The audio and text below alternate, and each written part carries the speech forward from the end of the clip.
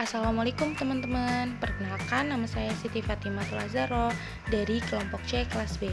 Di sini saya akan sedikit menjelaskan tentang pengenalan alat-alat laboratorium dan sterilisasi dengan dosen pengampu Ibu Nila MSI.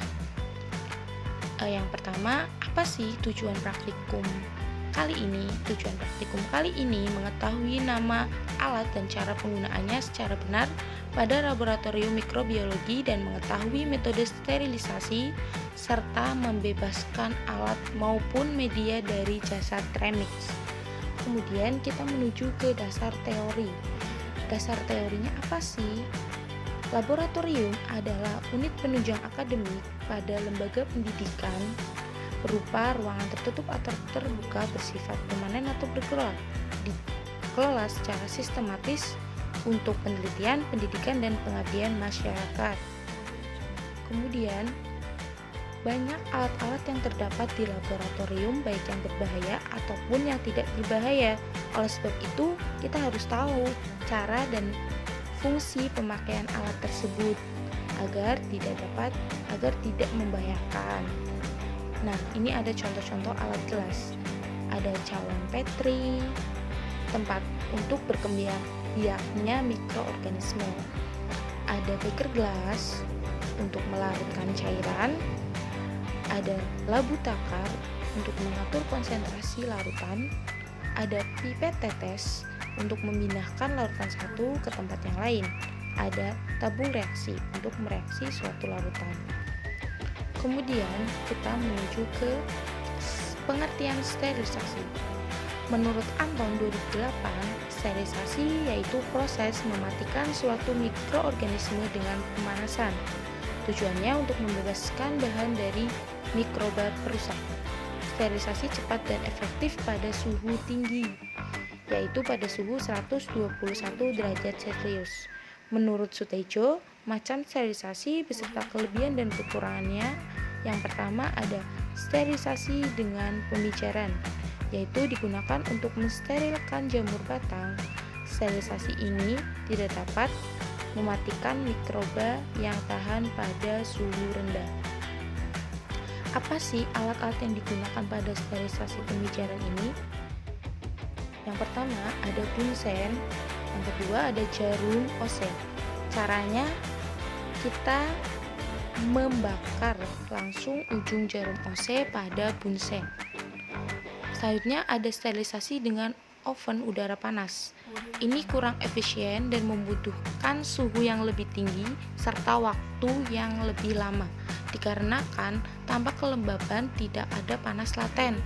Kelebihannya diterapkan pada apa saja yang tidak mudah rusak, menyala, hangus, dan menyerap suhu tinggi itu. Nah, apa saja sih alat yang digunakan pada sterilisasi ini? Yang pertama pastinya ada oven. Yang kedua, ada cawan Petri yang bisa dibersihkan pada metode ini. Ada pipet tetes, kapas, dan kertas sampul.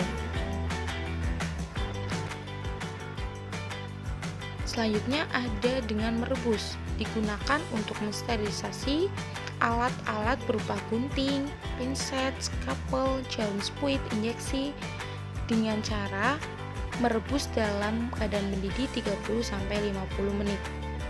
Ada pinset, gunting, spuit injeksi. Sterilisasi dengan uap air panas. Bahan yang disterilisasikan dengan cara ini umumnya media yang tidak tahan terhadap suhu tinggi.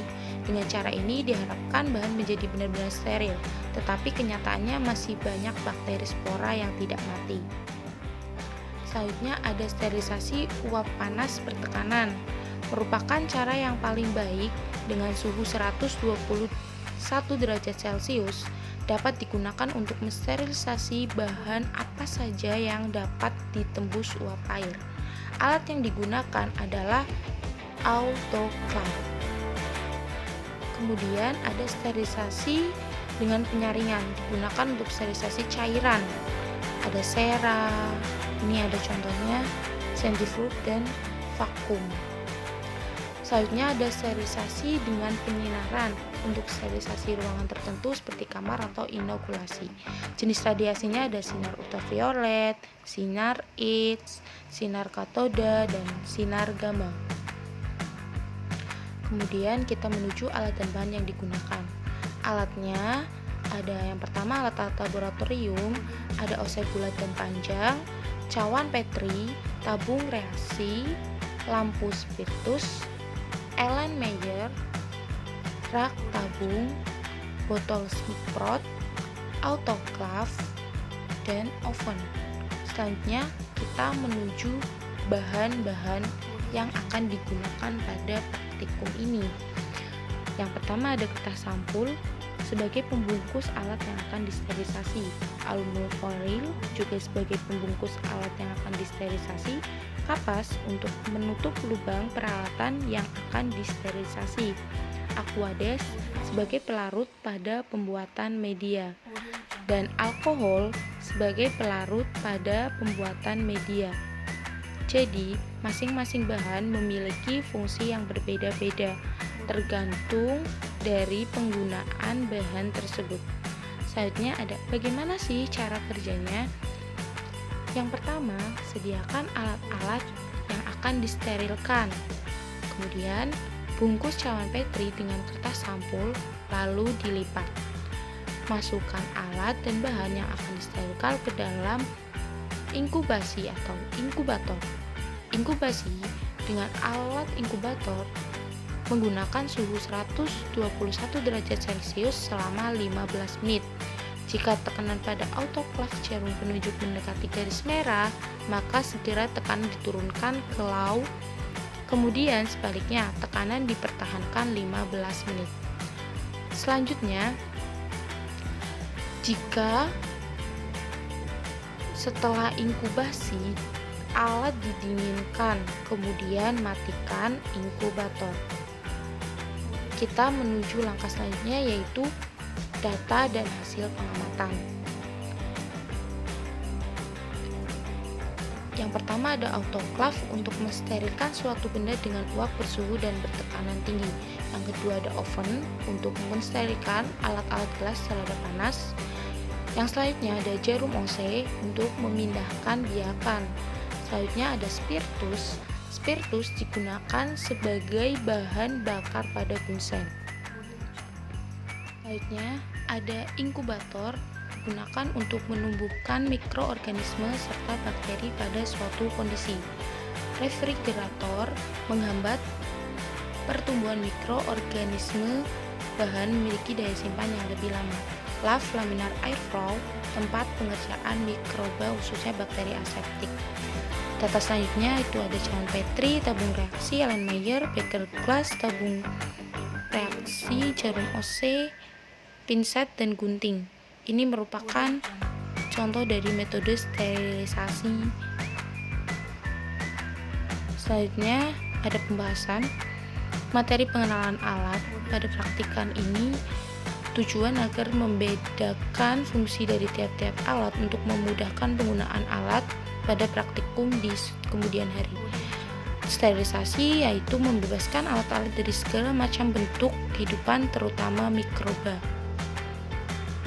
Dari hasil sterilisasi dapatkan bahwa alat-alat yang telah disterilkan dengan autoklaf pada suhu 120 derajat Celcius dengan tekanan 1 atm selama 15-20 menit alat menjadi bersih. Kemudian sterilisasi adalah suatu usaha untuk membebaskan alat-alat dari macam bentuk kehidupan terutama mikroba. Kesimpulannya yaitu sterilisasi adalah suatu usaha untuk membebaskan alat dari sari atau segala bentuk kehidupan, terutama mikroba, sehingga dapat proses sterilisasi ini untuk menghindarkan kontaminasi dari pihak luar. Daftar pustaka yang kami ambil ini untuk membuat laporan ini melalui literatur yang tercantumkan di sini dari Anton, Peraturan Menteri, Lazar Mitchell, dan Sutejo. Kemudian ada data lampiran. di sini untuk contoh sterilisasi. Terima kasih. Cukup sekian dari saya. Mohon maaf apabila ada kata-kata yang salah. Mohon koreksinya. Wassalamualaikum warahmatullahi wabarakatuh.